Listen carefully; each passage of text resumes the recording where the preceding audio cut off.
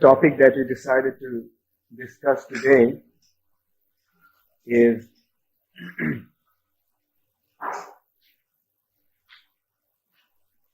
Nityānanda Prabhu's meeting with Jīva Gosvāmī, or rather Jīva Gosvāmī's meeting with Nityānanda Prabhu, and Nityānanda Prabhu's instruction to Jīva Gosvāmī. I decided to speak on this topic today because we all have come to the holy Dhāma of Mayapur, Navadvīpa, and you all have taken shelter of Sri Chaitanya Mahaprabhu. And through this anecdote, it becomes clear what this Navadvīpa Dhāma actually is and what is the benefit of taking shelter of Sri Chaitanya Mahaprabhu's lotus feet.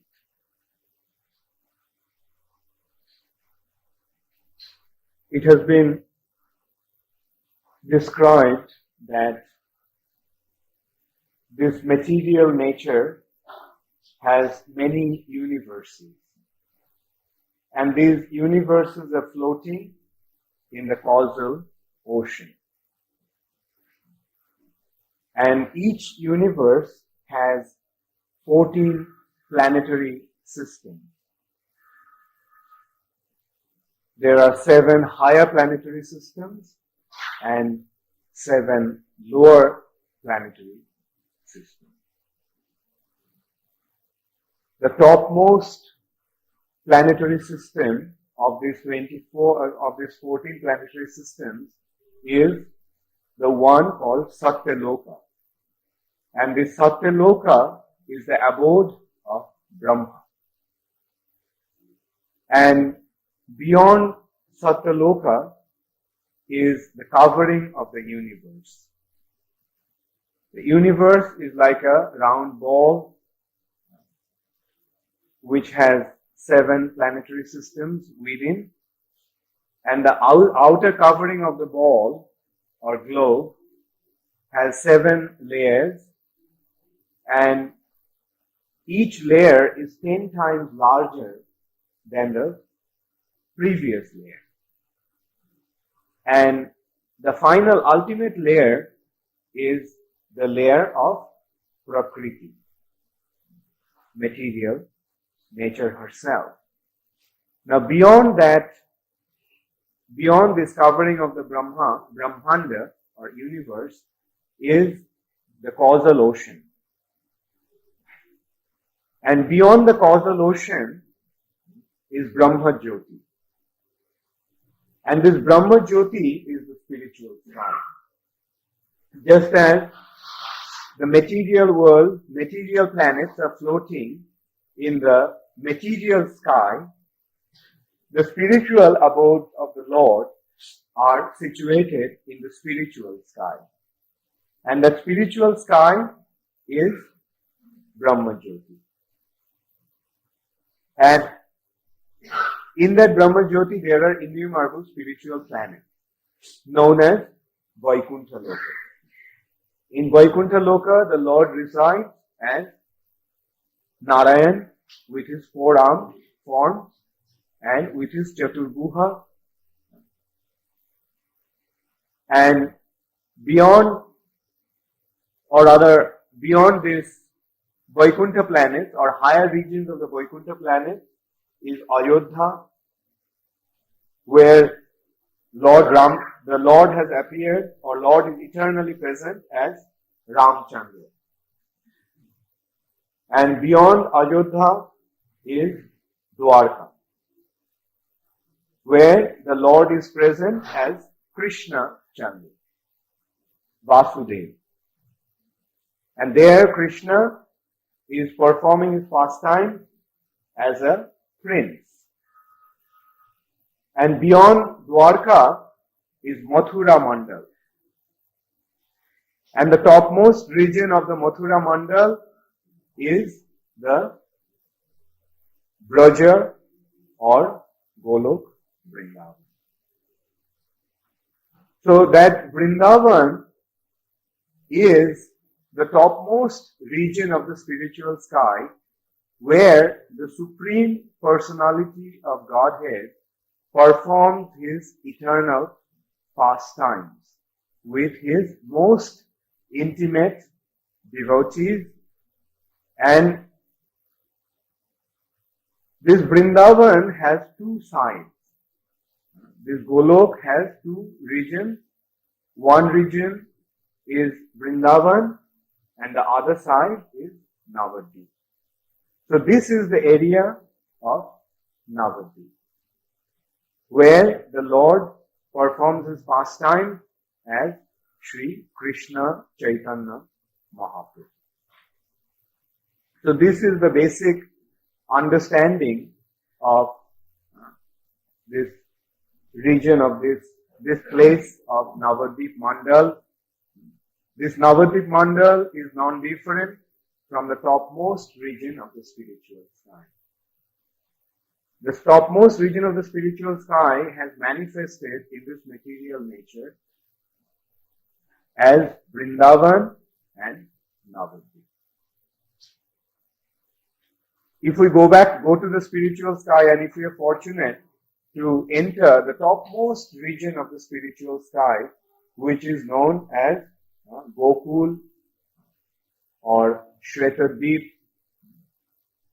or Vraja, there we will see that region has two sides. In one side, Krishna with his eternal consort Srimati Radharani is performing his eternal pastimes in the mellow of conjugal loving relationship. In the conjugal mellow, Radha Krishna's pastimes are going on, and on the other side, on the Navadvīpa side, in the mellow of magnanimity or Audarja, Sri Chaitanya Mahaprabhu's pastimes is going on.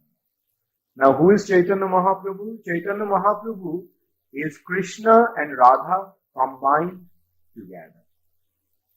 In Vrindavan, Radha and Krishna are performing their pastime in Madhurya Ras, and in Navadvīpa, Radha and Krishna has become one, and that is Sri Chaitanya Mahaprabhu. So this is the general understanding of this very, very special Dhāma of Navadvīpa. Literally, the word Navadvīpa means 9 islands. Nava means 9 and Dvīp means islands. So this place consists of 9 islands. How these 9 islands are situated or located? There is one central island, and around that central island there are 8 islands, and situated like a lotus with 8 petals. So this lotus with 8 petals are the 8 islands surrounding the central island called Antardvīpa. Now, Antar means inner and Dvīp means island. The inner island is like the whorl of the lotus, the middle part of the lotus, and that is Antardvīpa, and that is Mayapur, where we are situated, where this Mayapur Chandrodaya Mandir is situated, and the central part of that Mayapur Navadvīpa or Antardvīpa is called Jogopīt, and that is the place of Chaitanya Mahaprabhu's birth. Sri Chaitanya Mahaprabhu appeared in Jogopīt, which is the central part of this Navadvīpa, 9 islands.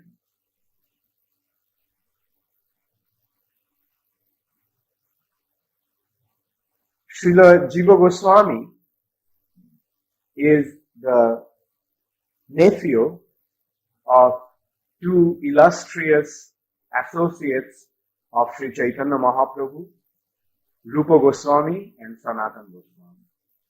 You all know about Rupa Gosvāmī and Sanatana Gosvāmī. They are the most intimate associates of Sri Chaitanya Mahaprabhu and the chief of the 6 Goswāmis. And there they had a younger brother called Anupam or Vallabh, and his son is Jīva Gosvāmī. When Sri Chaitanya Mahaprabhu was going to Vrindavan from Jagannath Puri, on the way he stopped at Ramkeli village, where Rupa Gosvāmī and Sanatana Gosvāmī used to reside. And there, when Chaitanya Mahaprabhu went to Ramkeli and met Rupa Gosvāmī and Sanatana Gosvāmī, Srila Jīva Gosvāmī was a little boy. And Chaitanya Mahaprabhu blessed him by placing his lotus feet on his head. In this way, Sri Chaitanya Mahaprabhu identified him as the future Acharya of the Gaudiya Vaishnava Sampradaya. Soon after Chaitanya Mahaprabhu's meeting, Rupa Gosvāmī and Sanatana Gosvāmī left home. Not only home, they were actually 2 ministers of the King of Bengal.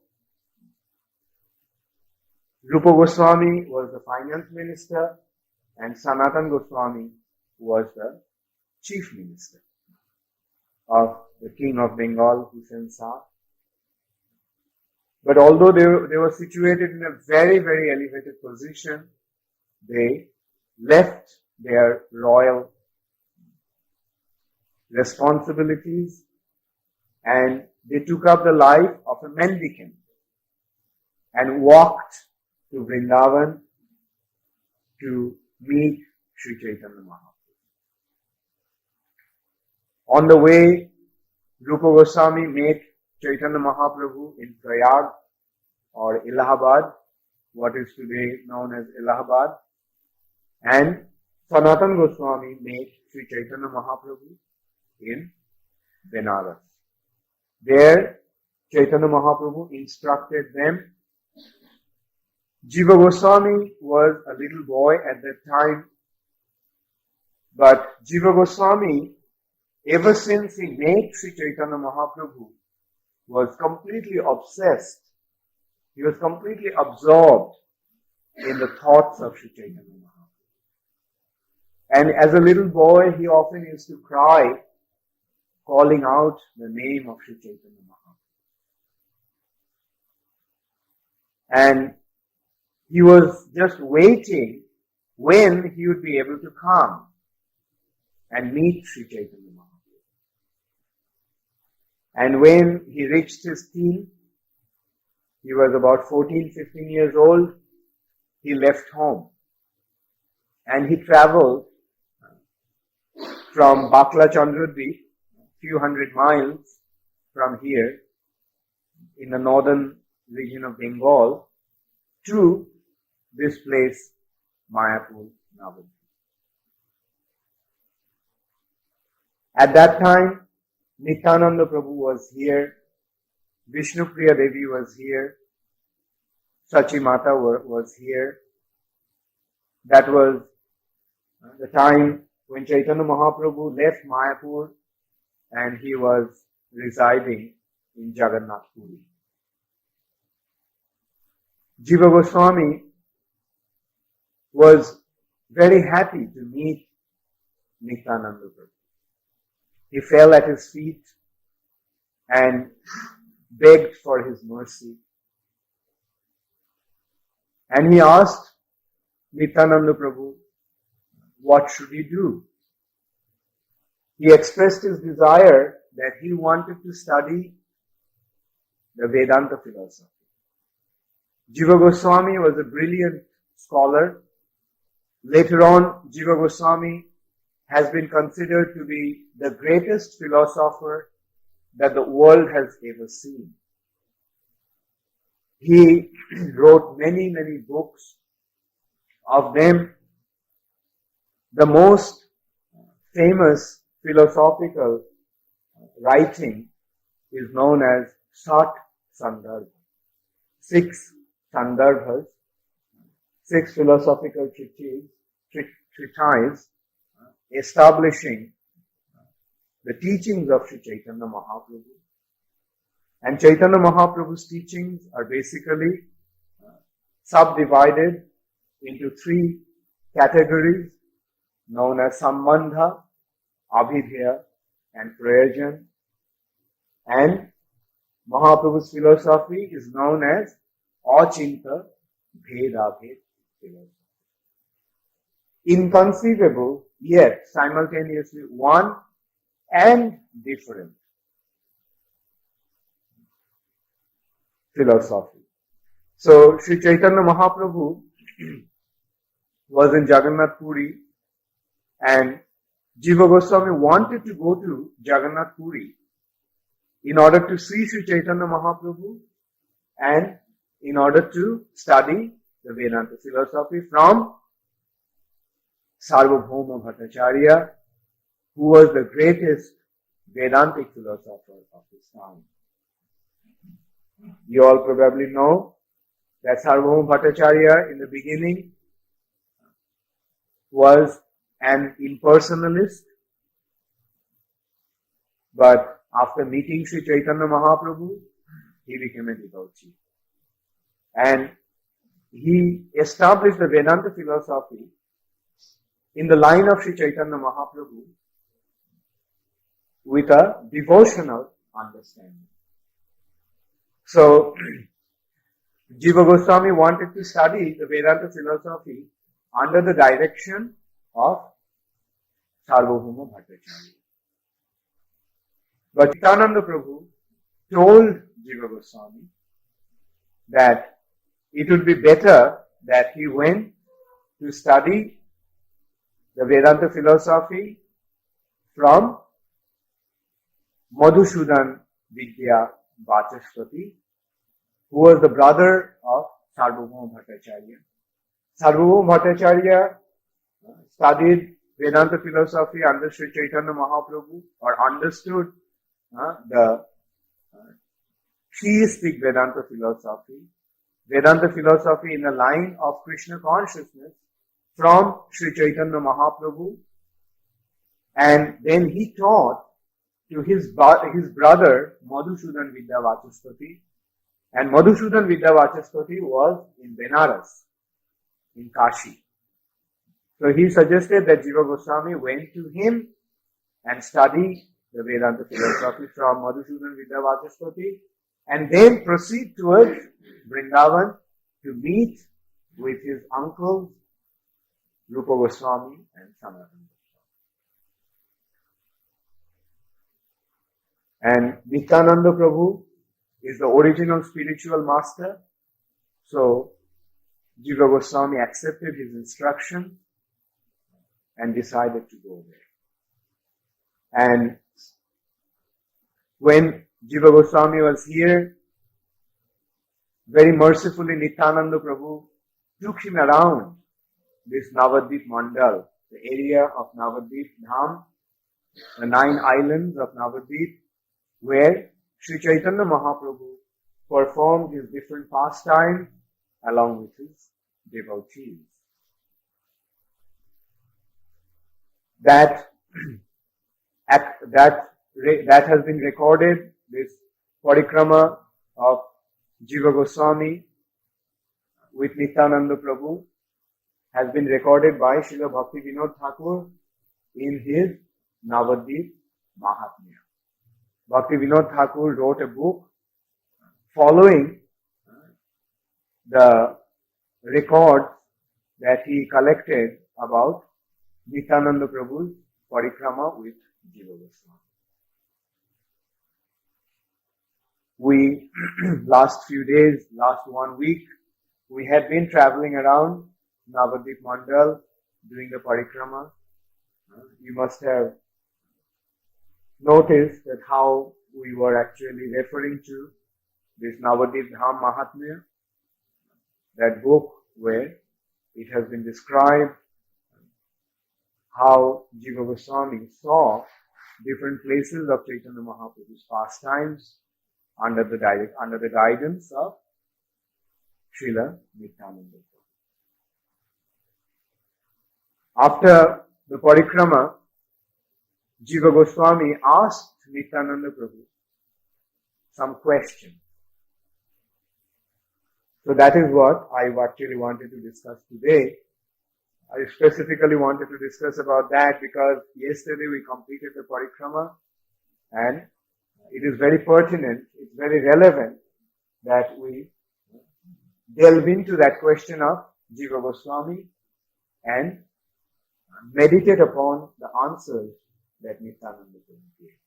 How many of you went to the parikrama? Almost all of you went. Very good.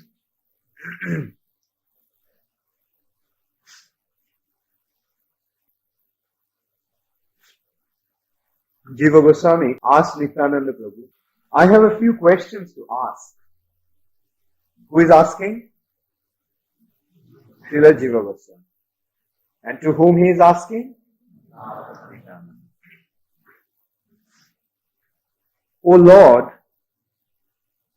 for the benefit of your servant, please answer. You say that Navadvīpa and Vrindavan are non-different. If that is so, why should one make the effort to go to Vrindavan at all? Isn't it a very pertinent question? Navadvīpa and Vrindavan is non-different. Then why should one go to Vrindavan? After hearing Jiva's question, Nityānanda Prabhu answered, this is a deep topic, so listen carefully. But as long as the Lord's pastimes are manifest, see that the materialists do not know of this. Chaitanya Mahaprabhu came as a covered incarnation. Chaitanya Mahaprabhu came without revealing his actual identity. Or Chaitanya Mahaprabhu came concealing his real identity. Who is Chaitanya Mahaprabhu? Very good. But do we see him as Krishna? How do we see him? How do we see Chaitanya Mahaprabhu? We see him as a devotee. Whose devotee? Krishna's devotee. So, Krishna has come as his devotee. Therefore, it's very difficult to recognize Sri Chaitanya Mahaprabhu as the Supreme Personality of Godhead. Because he's not playing the role of the Supreme Personality of Godhead. He's playing the role of his devotee. Therefore, Nityānanda Prabhu warned Jīva Gosvāmī that as long as Chaitanya Mahaprabhu is present on this planet, don't reveal this to the materialistic people. Time and time again in the scriptures it has been pointed out. Sometimes Sri Chaitanya Mahaprabhu himself revealed his identity to some devotees as the Supreme Personality of Godhead, but he said, please don't tell anyone. Why? Because then his mission will be lost. If people get to know that he is the Supreme Personality of Godhead, then he can't play the role as a devotee. Right? Therefore, Nityānanda Prabhu told him not to reveal these secrets to anyone. Navadvīpa and Vrindavan are one principle. One is neither less than nor greater than the other. One is neither less nor greater than the other. Vrindavan is the receptacle of rasa, the goal of the living entities. But one who is not qualified cannot receive that nectar. Therefore, that same Dhāma has mercifully become Navadvīpa, where the living entities can attain qualification for that nectar. So, the point that he is making is that unless and until one is qualified, one cannot enter into Vrindavan. Now one may say, well, I can go to Vrindavan. There are so many trains going to Vrindavan from different parts of India. So many planes are also coming to Delhi, and from Delhi I can take a taxi to go to Vrindavan. So how come you are saying that it's not possible to go to Vrindavan? So in this respect, Srila Bhakti Siddhanta Saraswati Thakur said that you can't go to Vrindavan just buying a train ticket. In order to go to Vrindavan, one has to have proper qualification. If one goes to Vrindavan without achieving those qualifications, then he can't actually go to Vrindavan. Bhaktivinoda Thakur says that there is a net of Maya which is covering Vrindavan. With the material elements, real Vrindavan is covered by the illusory energy of the Lord. So those who are not devotees, those who are not qualified, they cannot enter. They just get trapped in that net and they can't go into Vrindavan. So Nityānanda Prabhu is explaining that one can go to Vrindavan, or rather, in order to go to Vrindavan, first of all, one has to be qualified. And Navadvīpa is the place where one becomes qualified to enter Vrindavan. I'll take questions afterwards. So one will be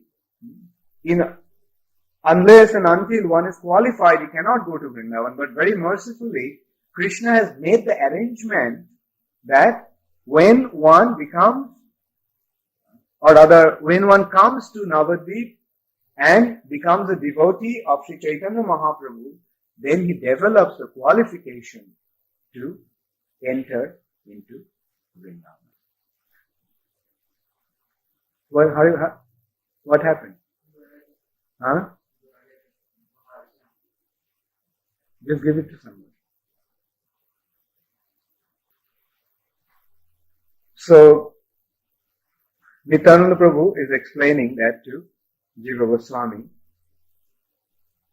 Therefore, that same Dhāma has mercifully become Navadvīpa, where the living entities can attain the qualification for that nectar.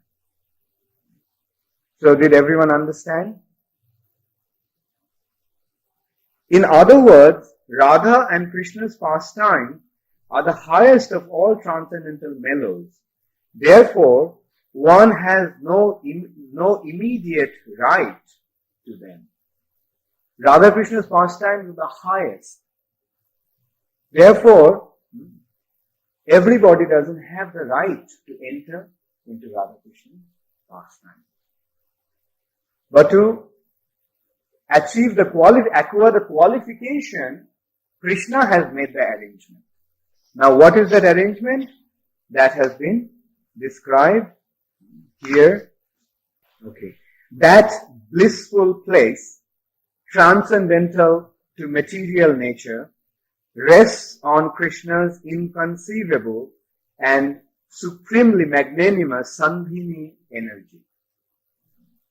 How many Krishna's principal energies have been divided into how many categories? 3. Sandhini, Sambit, and Ladvan. So, this blissful place, transcendental to material nature, rests on Krishna's Sandhini potency. By that energy, the Dhāma has descended here in Nadia. So, through Krishna's Sandhini potency, that Dhāma has descended on this material. Just as Krishna descends from the spiritual sky, Krishna's Dhāma also descends from the spiritual sky into this material. So what is this place, Navadvīpa? This Navadvīpa is actually an incarnation of Krishna's Dhāma from the spiritual sky. This place is non-different from the topmost region of the spiritual sky. For Krishna's real desire is to deliver the living entities. Why did the Dhāma descend? Because Krishna desires to deliver the living entities, conditioned souls. Materialistic persons cannot enter the Dhāma, nor is there any material influence here. Materialistic people cannot enter into the Dhāma. Then what happens to the materialistic people when they come to the Dhāma? Who will answer? They get caught in the net. They can't go beyond that net. Maya has eternally covered the Dhāma with a film of dull matter. Maya has eternally covered the Dhāma with a film of dull matter. People who have no relationship with Krishna Chaitanya simply live on top of that covering, blind to the real truth. Though one is thinking, I am in Navadvīpa, Prodamaya happily keeps that person far away from the Dhāma. Maya Devi, Prodamaya means Yogamaya, keeps that person far away from the Dhāma. But if by some great fortune one receives the association of a devotee, that relationship or sambandha with Sri Chaitanya will be established. By the mercy of a devotee, one will develop his relationship with Sri Chaitanya Mahaprabhu. That is called sambandha. Then this part is very important. This topic of sambandha is a deep thing. Nityānanda Prabhu is telling Jīva Gosvāmī. Can you imagine how fortunate we are? We are hearing the direct words, direct instructions from Nityānanda Prabhu that he so mercifully gave to Jīva Gosvāmī. And Jīva Gosvāmī took those instructions to heart and he acted accordingly. And that's why he became Jīva Gosvāmī. So if we also, following the footsteps of Srila Jīva Gosvāmī, take these instructions of Nityānanda Prabhu to heart, then we also will make rapid spiritual advancement. O son of Vallabh, a treasure that the conditioned souls cannot easily understand. Even if one calls out the name of Sri Krishna Chaitanya with seeming affection, if that relationship is not established in his heart, he simply remains in the material realm. Such a person resides on top of the Dhāma's illusory covering and never attains pure bhakti. So, Nityānanda Prabhu is saying that one may chant, one may call out the names of Sri Krishna Chaitanya Mahaprabhu with seeming emotion. But if that awareness of relationship is not there, then he will not develop devotion to Sri Chaitanya Mahaprabhu. Therefore, chanting the name with the proper understanding of Sambandha Gyan is very, very important. Now, what is the meaning of Sambandha Gyan? Sambandha means relationship. Now, relationship between whom? Relationship between the Lord and a living entity and material nature. There are three things, Prakriti, Jīva and Ishvara. And they have a relationship among themselves. Like what is the relation? Who is Krishna? Who is Krishna? Krishna is the Supreme Personality of Godhead, Param Ishvara. And what is a Jīva?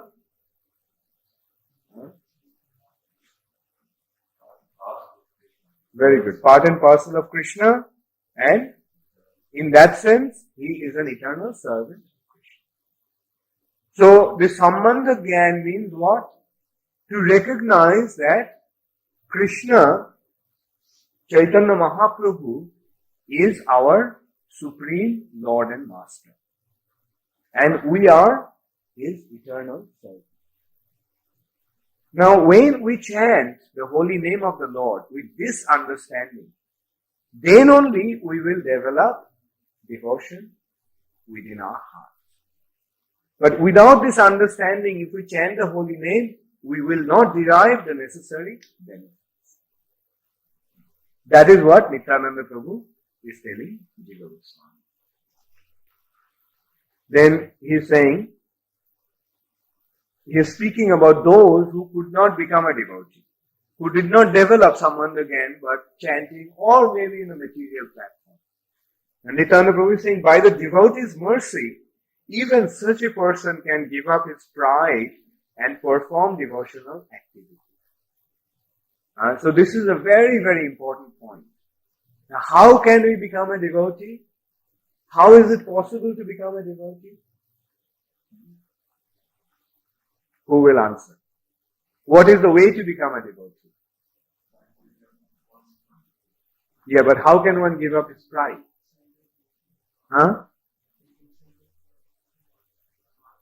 Yes. By the mercy of a devotee. By the mercy of a devotee, one can become free from his material attachment.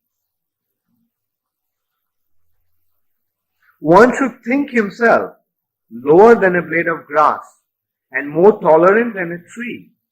He should not desire respect for himself, but should expertly offer respect to others. When one possesses these four qualities and sings the glories of Lord Krishna, his relationship with Sri Chaitanya manifests within his heart.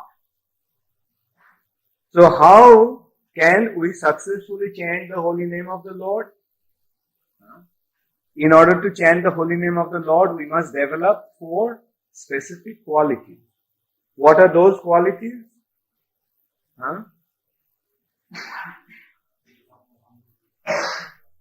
Yeah, more humble than a blade of grass, more tolerant than a tree,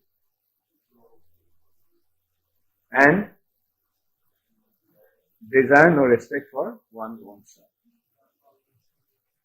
So, in this way, one can chant the holy name of the Lord in a pure state of mind, pure state of consciousness.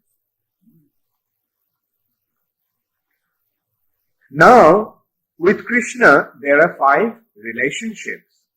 Santya, Dasya, Sakhya, Vatsalya, and Madhurya. So what are the 5 mellows of relationship with Krishna? Who will say? How many of you know the 5 different relationships with Krishna?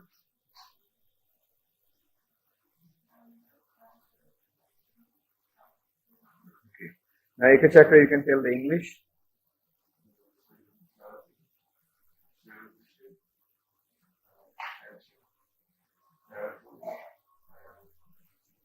Very good. So these are the 5 mellows of relationship with Krishna. Now, Nityānanda Prabhu is saying, by first worshipping Gauranga in the mood of Shanta and Dasya, devotee attains Krishna service in other rasas. By serving Chaitanya Mahaprabhu in Shanta and Dasya ras, one develops the other mellows of relationship with Krishna. So now we can see that Krishna in Vrindavan is related to his devotees in 3 principal mellows. What are those mellows? What are the mellows of Krishna with his devotees? Conjugal. The friendship, parental and conjugal. But these three relationships are very, very difficult to actually achieve. But in order to enable the living entities to develop this relationship with Krishna in friendship, parental and conjugal, Krishna made a very wonderful arrangement. And what is that arrangement? The arrangement is to serve Sri Chaitanya Mahaprabhu in Shanta and Dasya. So here we can see that Chaitanya Mahaprabhu can be served only in these two manners. Service to Chaitanya Mahaprabhu is in Shanta and Dasya. But by serving Chaitanya Mahaprabhu in Shanta and Dasya Ras, in neutrality and servitorship, one develops the qualification to serve Krishna in Sakha, Vatsalya and Madhurya. So Nityānanda Prabhu is explaining that further. Whoever makes the distinction between Gauranga and Krishna is contemptible and will never attain a relationship with Krishna. If anyone makes a distinction between Krishna and Chaitanya Mahaprabhu, then he is actually making a very gross mistake and he'll never be able to develop a relationship with Krishna. But in the association of devotees, one who possesses the qualities beginning with humility will first worship Gauranga in Dasya or servitude. This Dasya Ras is the highest mood in the worship of Gauranga. The highest mood of worshipping Chaitanya Mahaprabhu is Dasya Ras. That means we cannot actually worship Chaitanya Mahaprabhu in Shakya, Vatsalya and Madhurya. Sometimes there are some Sahajiyas that sect is called Gaur Nagari. They try to develop a relationship with Chaitanya Mahaprabhu in conjugal relationship. But Nityānanda Prabhu smashed it. Like from this statement of Nityānanda Prabhu, we can see that they are completely off. That's why they are called Apasampradaya. They don't have the proper understanding of the Siddhanta.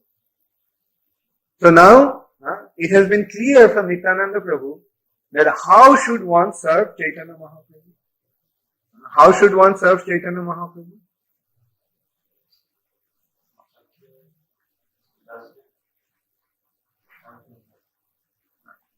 Okay, now Madhavini, how should one serve Chaitanya Mahaprabhu?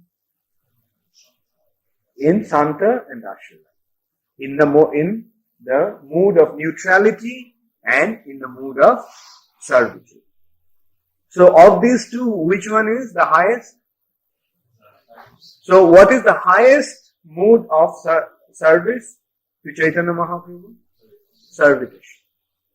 But by serving Chaitanya Mahaprabhu in the mood of servitorship, one develops the qualification to serve Krishna in Sakhya, Vatsalya. Now, if we want to develop our relationship with Krishna in Vrindavan, Radha Krishna in Vrindavan, what should we do? Dina Chaitanya? Very good.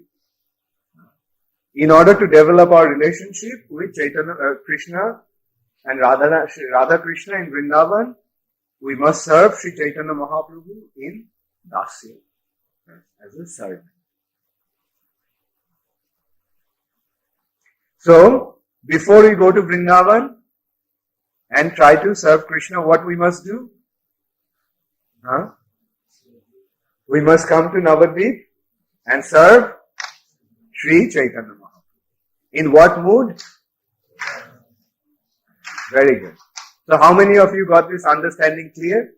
Raise your hands. Very good. So how many of you did not get the understanding clear?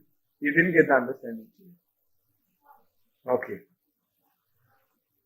Okay, you keep the questions after the class. At the end I'll take it. I'm almost at the end. This Dasyaras is the highest mood in the worship of Gauranga. It is in that mood that the devotees call Sri Gauranga Mahaprabhu. Prabhu means what? Master. And Chaitanya Mahaprabhu is known as Mahaprabhu. Maha means? So, Chaitanya Mahaprabhu is the great master. And we all are his humble servant. We have a great master to serve in the mood of a humble servant. One who is qualified in Madhurya Ras worships Gauranga in the form of Radha Krishna.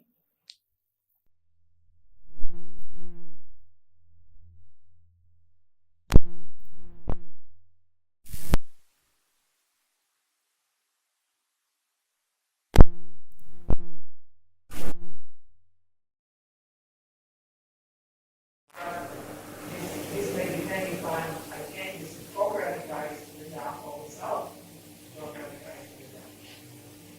I don't understand your question. Like, what? I'm trying to say that Dhāma is very merciful.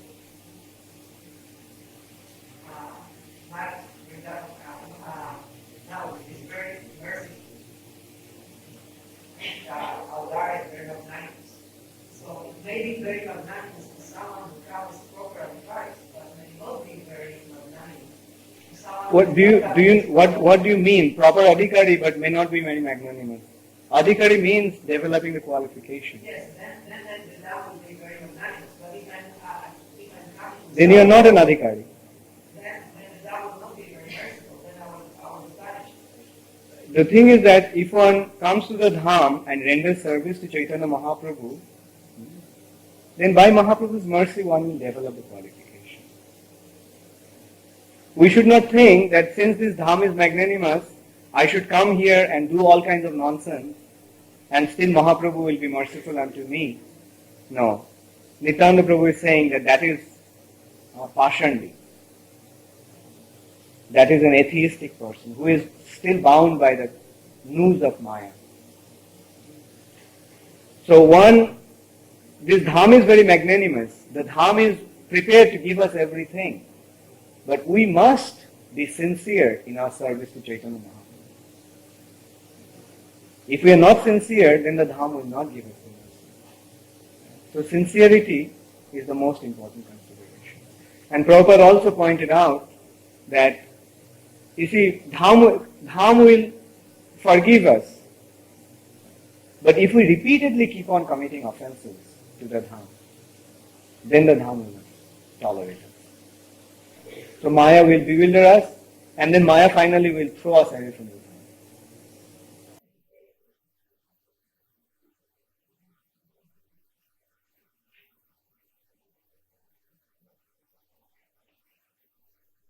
In order to go to the Dhāma, in Dhāma, stay here first to serve Sri Chaitanya and Dasara.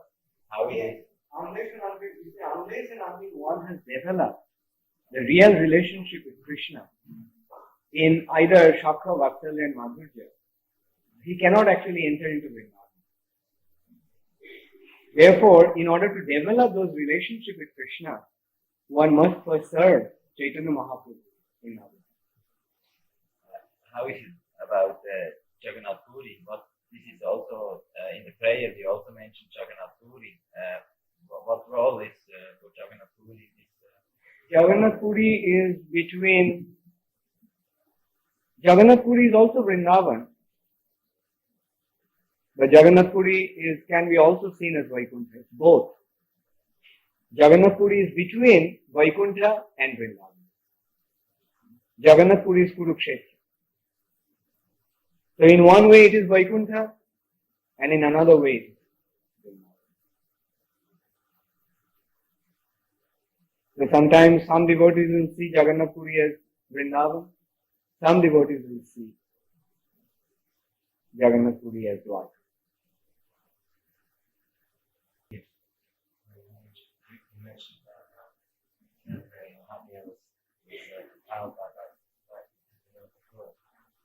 Reference to records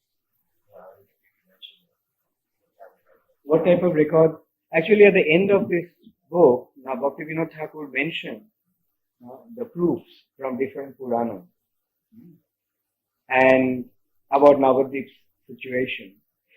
And we have to understand that Bhaktivinoda Thakur is a pure devotee of Krishna. And he was seeing the pastimes of Nityānanda Prabhu and Jīva Gosvāmī going to different Dhāmas. Similarly, another writing of Bhaktivinoda Thakur known as Harinam Chintamani is an account of Haridas Thakur's understanding of the holy name.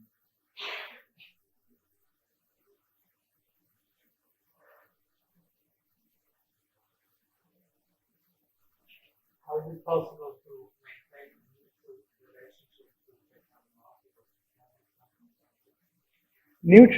Neutral relationship means accepting him as the Supreme Personality of God. He is the Mahaprabhu, he is the Supreme Lord. So to understand him as the Supreme Lord, if somebody thinks, at least accepts that he is the Supreme Personality of Godhead, came as a devotee. Then he has so many instructions, like So in the beginning one may be neutral. But then when he becomes actively involved, then that activity will lead him to Bhashya. Yeah.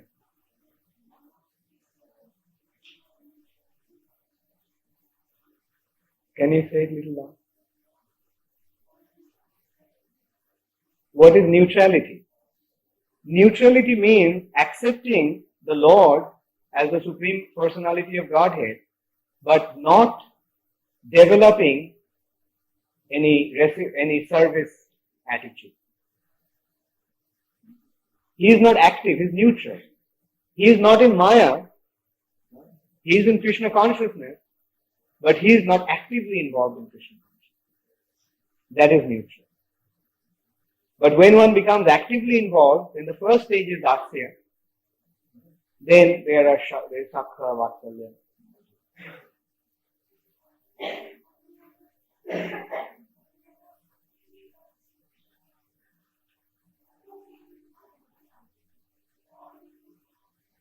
You see, an example of a neutrality are the sages.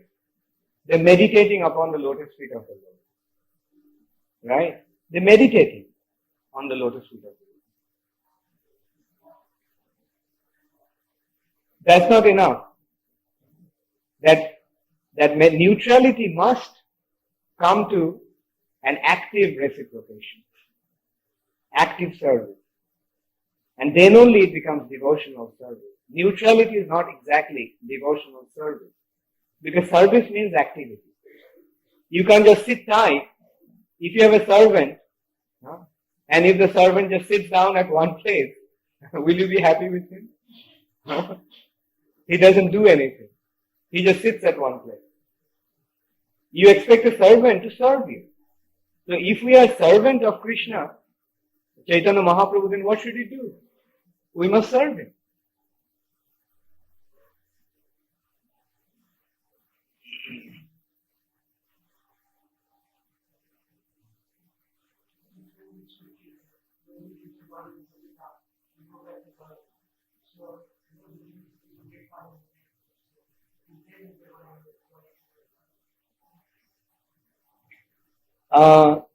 Some benefit will be there.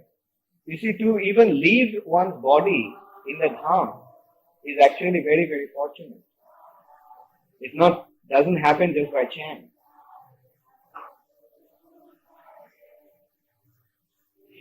And when one leaves his body in the Dhāma, there will be some benefit. But if one leaves his body in the Dhāma in the association of devotees, then of course he'll derive great benefit.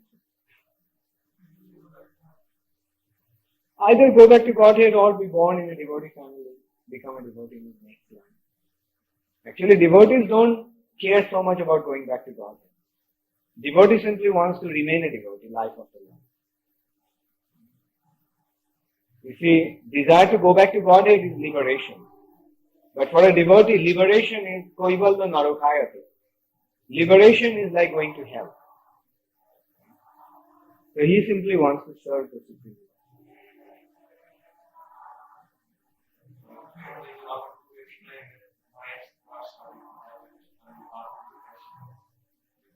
Lord.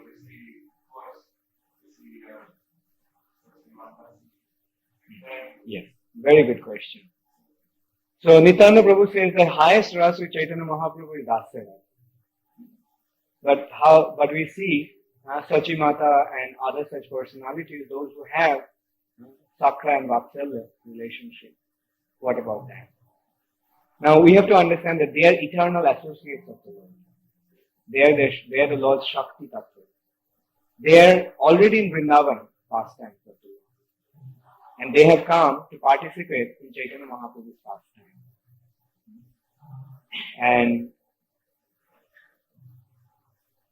And also, even with them also we can see, you see, when one becomes a sannyasi, no matter whatever relationship you may have with him, you become servant of that sannyasi. After one becomes a sannyasi, then he doesn't have father, mother, wife, children, brother, friend. So everyone respects a sannyasi in the mood of a servant. So after Mahaprabhu took sannyas, everyone actually treated him as a sannyasi. So and those relationships were also kind of wiped out in a way. So these are the two considerations. One way, they are Shakti Tattvas, they are his eternal associates. There is no way of denying that Mother Sachi and Jagannath Mishra had Vatsalya relationship with Chaitanya. But we are not Sachi Mata or Jagannath Mishra. So our business is, we are Chaitanya Mahaprabhu's followers. And how do we follow him? We follow him in the mood of servitorship.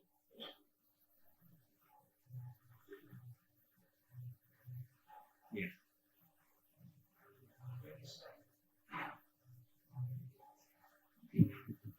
Nowadays, Mahaprabhu's worship is in the graphical of the grass. But is there anywhere Mahaprabhu's worship of the sannyasi? The question is, we see that in Golok Navadvīpa, Chaitanya Mahaprabhu is worshipped as a householder. Is Chaitanya Mahaprabhu worshipped anywhere as a sannyasi? As a sannyasi, Chaitanya Mahaprabhu is displaying the mood of Srimati Radharani. Therefore, in that mood, he doesn't want to take worship. He wants to worship Krishna. Therefore, generally, we don't worship Chaitanya Mahaprabhu as a sannyasi, especially in the altar where the mood is actually Vaikuntha mood. There Mahaprabhu is worshipped as with Lakshmi Priya, Vishnu Priya, or Panchatattva. But in the heart, one may develop that mood of, or one may worship, that worship will be in rather spontaneous mood, not in Vaidhi mood, in Rag mood. But the best way to worship Chaitanya Mahaprabhu is through Sankirtan. Right? So here, Mahaprabhu is the leader of the Sankirtan and we just sing his glory.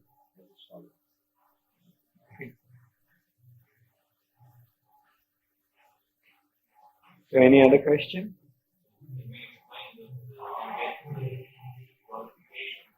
Enter into Vrindavan by getting mercy from Navadvīpa. So how one gets that qualification to enter into Navadvīpa Dhāma? The question is, one becomes qualified to enter into Vrindavan by serving in Navadvīpa. But how does one develop the qualification to enter into Navadvīpa? One develops the qualification to enter into Navadvīpa by joining ISKCON.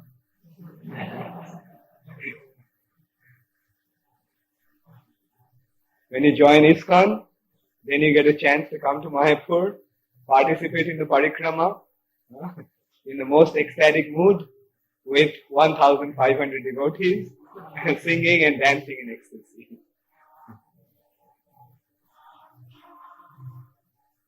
So, if there is no other question, I'll stop now.